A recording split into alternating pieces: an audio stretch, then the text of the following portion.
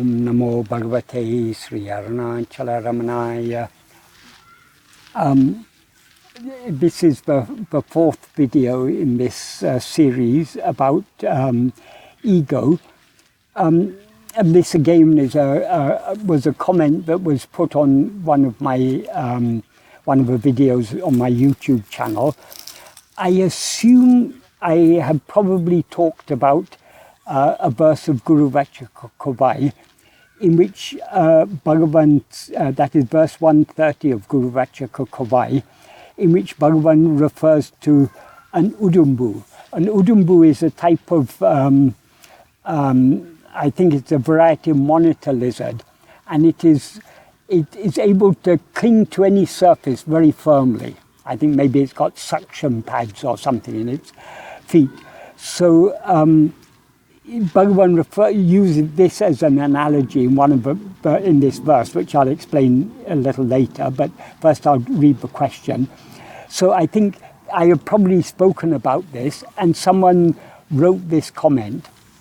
A monk recently told me that it is well known in India that thieves use this udumbu lizard to help them climb up buildings, to help them in their thieving work.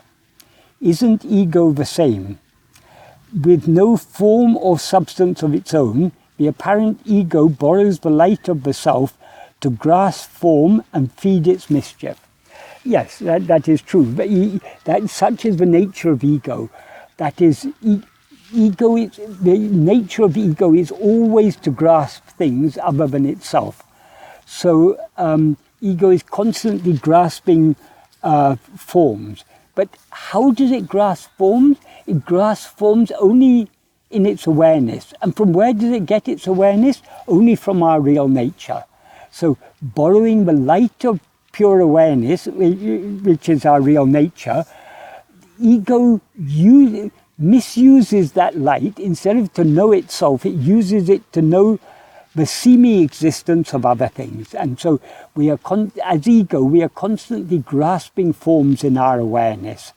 So yes, we are like the lizard, and just like that lizard holds on so firmly, we hold on so firmly to forms. That is why we seem to be in bondage. But what Bhagavan says in verse 130 of Guru Vācaka Kōvai is the meaning of the verse is, first I'll read the English translation and then an explanatory paraphrase. The translation of the verse, the literal translation is, one who is ensnared in ignorance, clinging to the body and world as real, will not ever achieve peace. That's the first sentence. Second sentence, leaving ignorance, one who, like an udumbu, steadfastly does not let go of the real nature of the soul in the heart, will not ever experience suffering. So on the one hand, one who is clinging to external things will never achieve peace, and one who clings to their own real nature in the heart will never experience suffering. An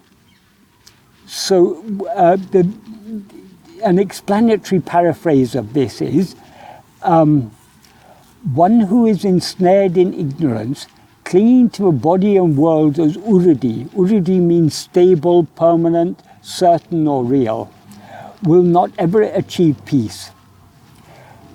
That's the first sentence. Second sentence, leaving such ignorance, in other words, leaving clinging to the world and thereby taking it to be real, leaving such ignorance, one who, clinging firmly like an udumbu, a variety of monitor lizard noted for its ability to cling firmly to any surface, steadfastly does not let go of the real nature of the soul in the heart, will not ever experience suffering.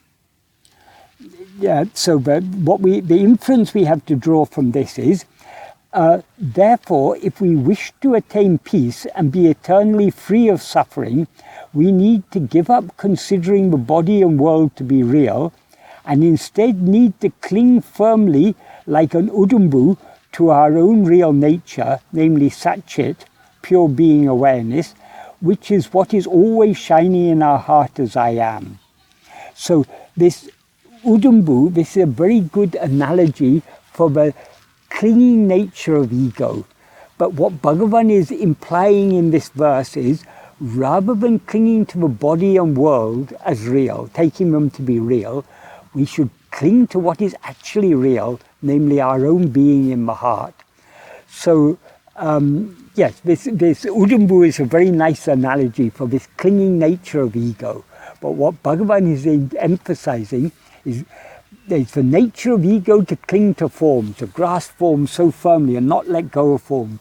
Why does ego grasp form so firmly? Because for its very existence, grasping form, it comes into existence. Grasping form, it stands, as Bhagavan says in verse 25 of ฤūdiyeṉap. So it cannot exist or stand without grasping form. And then he goes on to say, grasping and feeding on form, it flourishes abundantly. Grasping and feeding on form means constantly attending to other things, it flourishes abundantly. So this is the nature of ego. Since the nature of ego is grasping, ego cannot remain for a moment without grasping. In some spiritual traditions, they say you should have a mind that abides nowhere, a mind that grasps nothing. But if the mind doesn't grasp anything, what happens to it? It subsides in laya. When at night time, when we are too tired to continue thinking and attending to the world, what happens? We cease grasping anything. By cease grasping anything, we thereby subside in sleep. But sleep is just a temporary dissolution of mind. So merely ceasing to grasp other things is not a solution. If we want to know what we actually are, we need to not just cease knowing other things, because when we cease knowing other things, we subside in laya, in a temporary state of dissolution of mind. We need to grasp ourselves. In other words, we need to attend to ourselves, to be so keenly attentive to ourselves, but we don't allow ourselves to be swayed by any other vasana. The vasanas, the Vishaya vasanas, are our inclination to attend to other things. We shouldn't allow ourselves to be swayed by such inclinations. How to avoid being swayed by such inclinations? Only by clinging so firmly to ourselves that we thereby give no room for the rising of any other thought. So, just like ego is now clinging so firmly to the body and world as if they were real, we need to cling so firmly to our own reality, our own real nature, to what we actually are, to the pure awareness in our heart. And only by clinging so firmly to ourselves can we thereby free ourselves from all suffering and attain the eternal peace that is our own real nature. Om Namo Bhagavate Sri Arunachala Ramanaya.